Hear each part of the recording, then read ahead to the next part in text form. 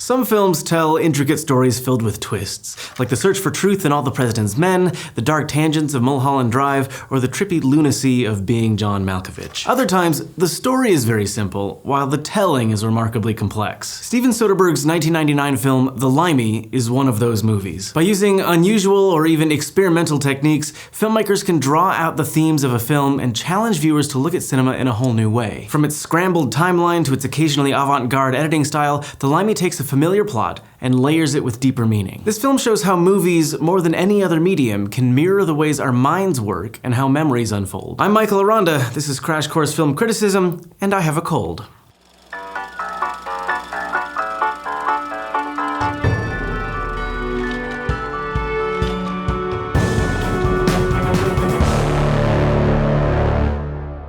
In 1998, Steven Soderbergh had just finished directing Out of Sight, the sexy crime thriller starring George Clooney and Jennifer Lopez. And he was gearing up to make Aaron Brockovich and win a Best Director Oscar for Traffic. But before scaling the heights of mainstream Hollywood, he turned his attention to a little revenge thriller written by Lem Dobbs, best known for writing the sci-fi noir cult hit Dark City. The Limey follows a British thief named Wilson, played with steely conviction by Terrence Stamp. He travels to Los Angeles fresh from prison to investigate the death of his daughter, Jenny. The thing is, Wilson's been incarcerated for most of Jenny's life. He barely knows her, so he starts filling in the gaps. He gets help from Eduardo, a fellow ex-con played by Luis Guzman.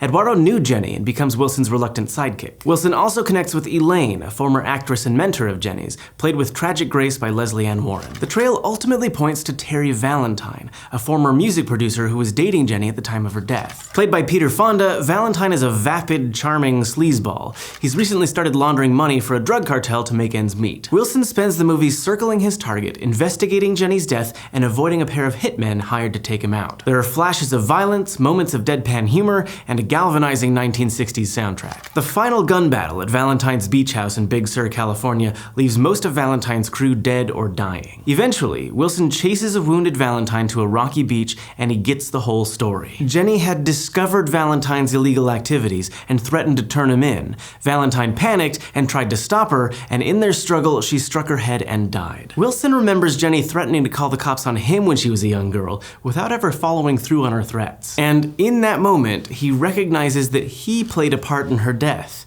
He leaves Valentine bleeding on the beach as the tide comes rolling in. And that's it. It's a pretty familiar plot, but Soderbergh saw something else buried inside the tropes. For him, The Limey was a deep introspective story about memory, regret, and forgiveness. And Soderbergh thought that he knew how to shoot and edit the film in ways that would make these themes central to the experience of watching it. Basically, he thought he could cut the movie so that it felt like a memory. And when you're critiquing a film, it can be helpful to take a magnifying glass to the filmmaker's choices and techniques. By doing that with The Limey, we can figure out how Soderbergh adds layers of complexity to the characters and plot of a classic revenge story, and the ways he carefully controls how the audience experiences it all. Now, as we talked about in Crash Course Film History, most films are edited using a strategy called continuity editing. This means that most of the cuts are seamless or even invisible. The edits are designed to make the film's time and space clear. They don't interrupt the action, and time generally moves forward. The Limey takes another approach. From the first few shots, Soderbergh and editor Sarah Flack opt for a strategy called discontinuity editing. Here, the edits deliberately draw attention. The filmmakers cut back and forth, within or between scenes, without actually telling us how they fit into the film's timeline or geography. This fragments the narrative and forces the audience into a more active role. We have to really watch the movie and piece it together. It's like solving a puzzle, which is exactly what Wilson's up to. As the film progresses,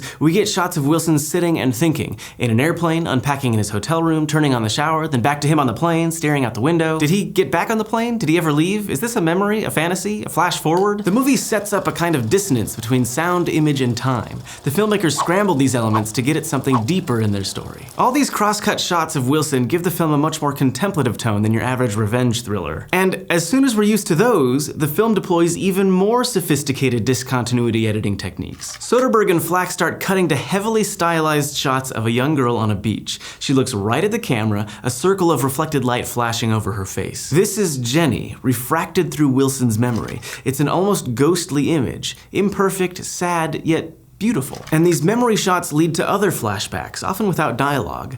They're of a convict that looks remarkably like a young Terrence Stamp trying to maintain a relationship with a woman and their daughter. Turns out, It is a much younger Terrence Stamp. Soderbergh had the idea to use a 1967 film by Ken Loach called Poor Cow to show Wilson's backstory. That film follows a single mother played by Carol White as she struggles to make a life for herself while dealing with a troubled young thief played by Stamp. Soderbergh not only uses these shots to fill in the gaps of Wilson's backstory, but also to highlight the Limey's connections to bold British cinema of the 1960s. In 1967, director John Boorman made Point Blank, an aggressively non-linear revenge thriller about a double-crossed criminal left for dead. Richard Lester's Petulia from 1968 uses discontinuity editing to reflect the scrambled, quirky nature of the character's experiences. Inspired by these and other films, Soderbergh has played with non-linear storytelling in everything from his debut films Sex, Lies, and Videotape to Out of Sight. But nothing comes close to the fractured quality of The Limey. Two sequences especially illustrate how far Soderbergh and Flack are willing to push the envelope. Early in the film, Wilson visits Elaine and takes her out to dinner. She tells him about Jenny, painting a picture of his daughter's life in LA,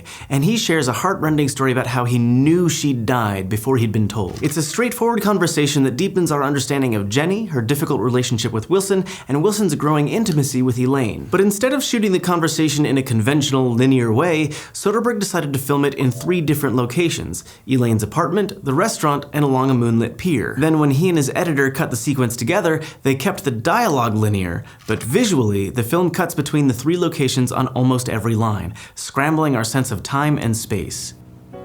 That's where Eddie wrote you? In prison? Oh, no, I knew. I knew beforehand. What time was it supposed to have happened? Eddie said 2 in the morning.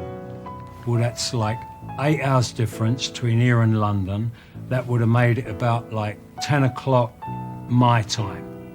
I was just going out in the yard. The effect is disorienting and visually confusing, but the emotions, the yearning, pain, and regret, are the connective tissue throughout the sequence and play very clearly. To make the scene even more complex, it's here that Soderbergh cuts in most of the Poor Cow footage, as Wilson thinks back to his early days with Jenny's mom. It's a risky technique, one that threatens to confuse the audience, but used in such an intentional way, it's tremendously effective. An equally creative and effective sequence plays out at Valentine's house, high in the Hollywood Hills. Wilson and Eduardo crash a cocktail party because Wilson wants to see Valentine in the flesh. After skulking around the house and stealing a photograph of Jenny, Wilson finds himself out on the deck, staring back inside at an oblivious Valentine. Wilson's staring is intercut with stylized, slow-motion shots of him walking in the house, pulling his pistol, and shooting Valentine in the chest. Over these shots, we hear just the sound of crashing waves, a motif that recurs throughout the film.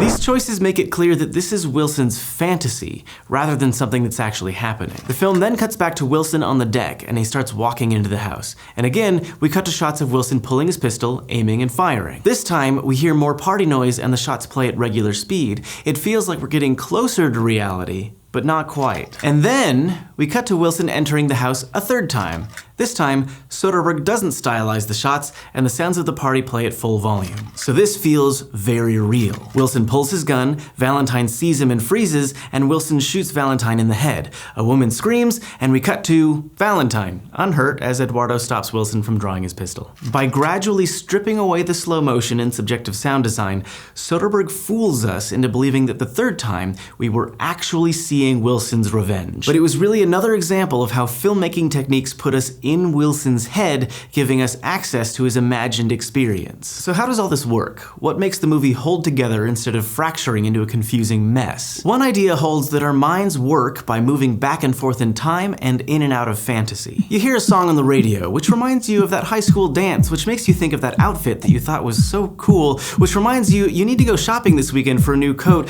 which makes you imagine that you might bump into a local celebrity, and so on. Most films iron out these chains of association, creating clear and linear stories. Not The Limey. Here, Soderbergh uses cinematography, editing, and sound design to immerse us in a character's mind. His goal is subjectivity, not objectivity, and it comes full circle in the last scene. We see Wilson back on the airplane in the same shots that opened the movie, but this time we learn that he's on his flight back to the UK. Suddenly, all the shots of Wilson on that plane scattered throughout the movie take on a new meaning. They frame the whole film as a string of memories. He's sitting on the plane, thinking back over the people he's met and the things he's done. His memory is naturally jumping back and forth, mixing events, capturing fleeting moments, and not always making narrative sense. And the intended meaning of the film becomes clear. It's a story about Wilson's meditation on regret, redemption, and the inability to escape the past. With The Limey, Soderbergh has taken a conventional revenge plot and used the tools of cinema to elevate it to something richer and more profound. It's a unique puzzle of a film that gets its power less from the story itself and more because of how that story is told. Next time, we'll find new ways to get at a character's subjective experience as we look at Juliette Binoche's performance in Kieslowski's classic film,